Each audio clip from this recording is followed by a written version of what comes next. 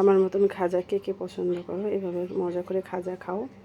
আমি কিভাবে খাজা তৈরি করলাম সেটাই তোমাদের সাথে শেয়ার করলাম। চলো চলে যাই। হাই এভরিওয়ান, আসসালামু আলাইকুম।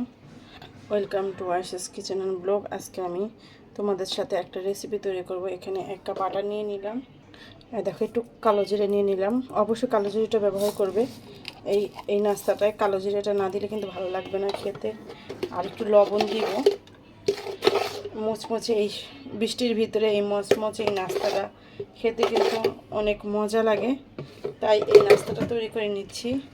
আর একটু তেল দিয়ে দিব, অল্প পরিমাণে, বেশি না, হালকা একটু তেল দিয়ে দিব। লবণটা তো দিয়ে দিলাম। আর দেখো, 1 চামচ আন্দাজ চিনি দিয়ে দিলাম টেস্টের জন্য। এখন সবগুলো উপকরণ একসাথে মিশিয়ে নিব সুন্দর করে। তোমরা চাইলে হাত দিয়েও মিশিয়ে নিতে পারো। এই নাস্তার মূল উপকরণই এটুকু, আর কিছু না। দেখো, এখন সুন্দর করে আমি মিক্স করে নিব সবগুলো উপকরণ। এটাকে খাজাও বলে, আমরা অনেকে অনেক মজা করে খাই। এই খাজাটা কিন্তু খেতে দারুণ লাগে, কারণ এই ঠান্ডার ভিতরে একটু মচমচে যে কোনো ভাজা ভুনা খেতে কিন্তু অনেক ভালো লাগে। আমরা ঘরে যদি এগুলো তৈরি করে নিই, বাহিরে যেতে ইচ্ছে করে না এই বর্ষার ভিতরে, আমরা যদি ঘরে তৈরি করি এগুলো খেতে কিন্তু দারুণ লাগবে। এখন এটা আমি মুঠে নিব।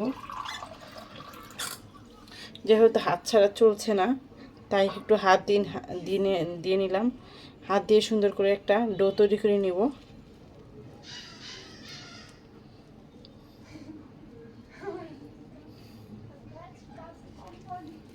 দেখো, অল্প অল্প পানি দিয়ে একটা আটার ডো যেভাবে করে ওইভাবে করে নিব। দেখো, ডোটা কিন্তু তৈরি করা হয়ে গেছে। এখন একটু করে হালকা তেল দিয়ে দিব। দেখো, 1 কাপ আটা দিয়ে আমরা কিন্তু এই মজাদার নাস্তাটা তৈরি করে নিতে পারবো। এটা আমি 10 মিনিটের জন্য রেস্টে রেখে দিব। রেস্টে রেখে দিলে সুন্দর হবে জিনিসটা, এই কারণে একটু 10 মিনিটের জন্য রেস্টে রেখে দেবো। আরেকটা জিনিস দিতে ভুলে গেছি, সেটা হলো খাবার সোডা। একটু হালকা খাবার সোডা দিব, তাহলে মচমচাটা ভালো আসবে। দেখো, অল্প পরিমাণে আমি খাবার সোডা দিয়ে দিলাম। এটার ভিতরে খাবার সোডাটা ইউজ করবে। দেখো, 10 মিনিট পরে চলে আসলাম। আমার আটাটা কিন্তু একদম রেডি। এখন আমি এই আটাটাকে 2টা গোলা করে নেব। একটু আটা নিয়ে নেব। দেখো, এখন গোল করে নিলাম আটাটা। এখন রুটির আকারে বেলে নেব সুন্দর করে।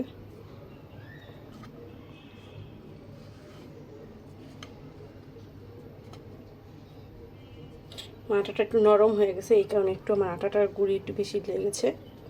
ও কিছু না। এখন একটা পাতলা করে রুটি বেলে নিব।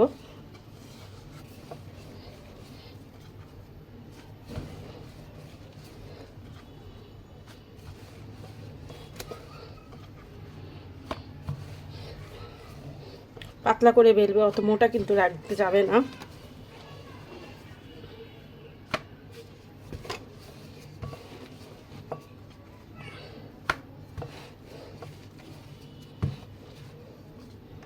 দেখো, পাতলা করে রুটিটা আমি বেলে নিচ্ছি।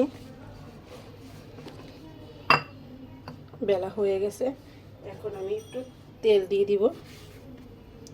তেলটা একটু পরিমাণ মতন দিয়ে দিবে, যেহেতু খাজা এটার জন্য একটু করে তেল দিয়ে দিলাম। আর একটু করে আটার গুঁড়ি ছিটিয়ে দিব, না হয় কিন্তু সুন্দর হবে না। আটার গুঁড়িটা একটু বেশি পরিমাণে লাগবে। আমি যেভাবে করলাম সেম আমার মতন করে করবে, তাহলে দেখবে একদম পারফেক্ট হবে। এই যে একদম চিকন করে। দেখো, এই একটা, এটা রেখে দিই এখানে। এখন এইটাকে সেমভাবে বেলে নিব। 2টা রুটি আমি একসাথে করব। এটাও ওইভাবে বেলে নিব সেম করে।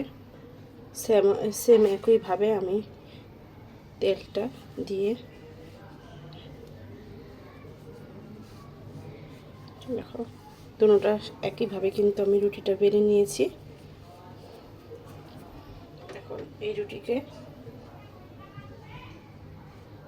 দেখো এখন এটার ভিতরে ঢুকিয়ে বানিয়ে ফেললাম।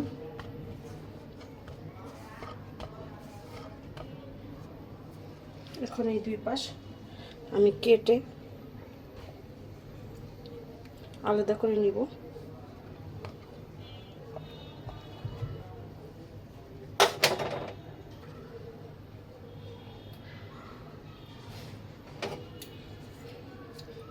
দেখো একটা করে খাঁচার শেপ দিয়ে নিব এভাবে কেটে কেটে।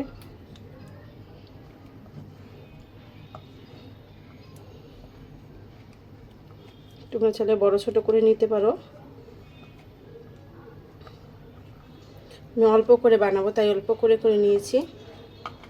দেখো এখন আমি কি করব, এই যে এভাবে করে দেখো, আমি কিন্তু আর কিছু করব না এটাকে।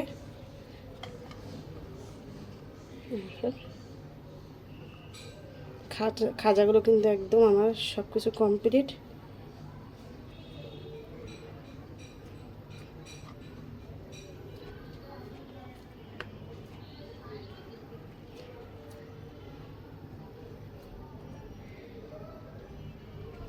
এখন এইভাবে আমরা চাইলে বাহির থেকে খাজা কিনে খাওয়ার কোনো প্রয়োজন নেই। আমরা ঘরে বসে এরকম মজাদার খাজা তৈরি করে নিতে পারি। চাইলেই ঘরে সব করা যায়। এখনকার দিনে সব কিছু ঘরে করা যায়, পাওয়া যায়। চলো চলে যাই চুলায়। দেখো এখন তেল দিয়ে দিব পরিমাণ মতো। খাজা ভাজার জন্য পর্যাপ্ত পরিমাণে যতটুকু লাগবে ঠিক অতটুকু আনতেছে আমি দিয়ে দেবো তেলটা। তেলটা গরম হয়ে গেলেই আমি খাজাগুলো ছেড়ে দিব। দেখো তেলটা গরম হয়ে গেছে। এখন এক এক করে বিসমিল্লাহ খাজাগুলো সব ভেজে নিব। একসাথে সবগুলো ভাজা যাবে না, তাই এক এক করে ভেজে নিব। অল্প আছে ভেজে নিব, না হয় কিন্তু নষ্ট হয়ে যেতে পারে, ভালো মতন ভাজা হবে না। অল্প জালে আমি সুন্দর করে এই খাজাগুলোকে ভেজে নেব।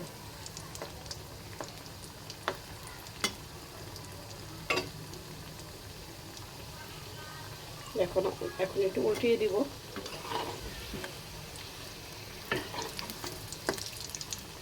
যারা খাজা প্রেমী, যারা খাজা শখ করে খাও তাদের জন্য এই রেসিপিটা।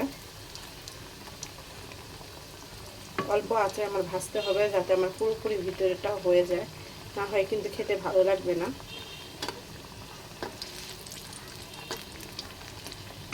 ব্রাউন কালার করে নামিয়ে নেব।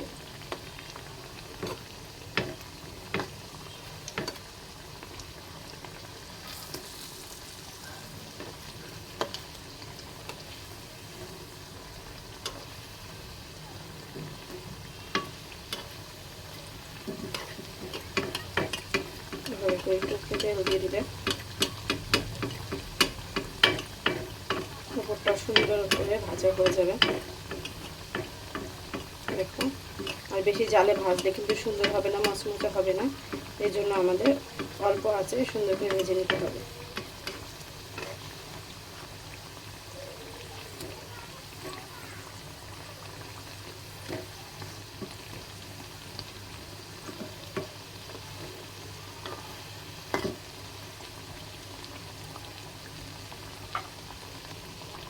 দেখো খাজাগুলো কিন্তু একদম হয়ে গেছে ব্রাউন কালার। এখন আমি নামিয়ে ফেলবো, যেহেতু ব্রাউন কালার করে নামাবো।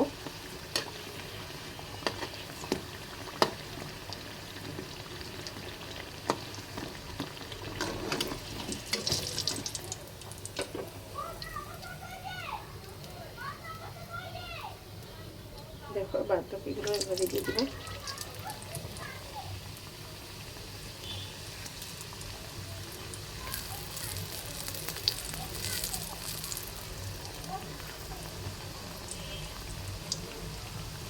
দেখো এটা একটু হাতের সাহায্যে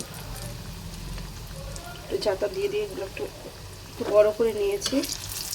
দুই রকম করে দিয়ে ফেলাম। তোমরা ছোট ছোট করেও করতে পারো, এভাবেও করে নিতে পারো, যার যেভাবে ভালো লাগে। এখন এগুলো এভাবে সেম এরকম করে ভেজে নেব।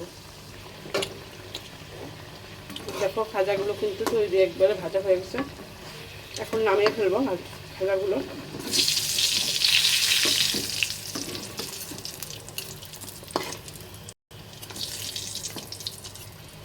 দেখো কত সুন্দর হয়েছে, দেখতে কত সুন্দর লাগতেছে।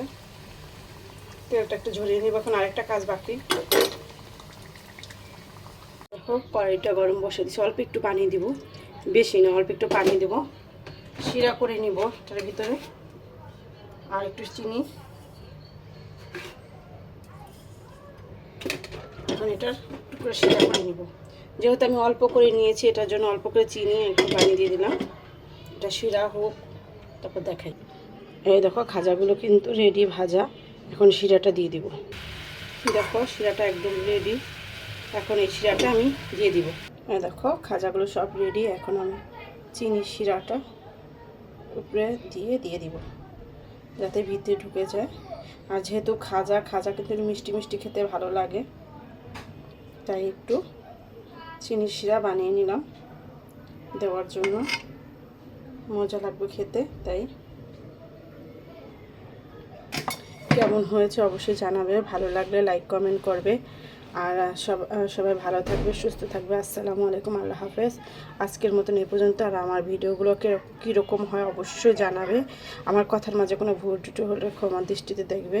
আল্লাহ হাফেজ।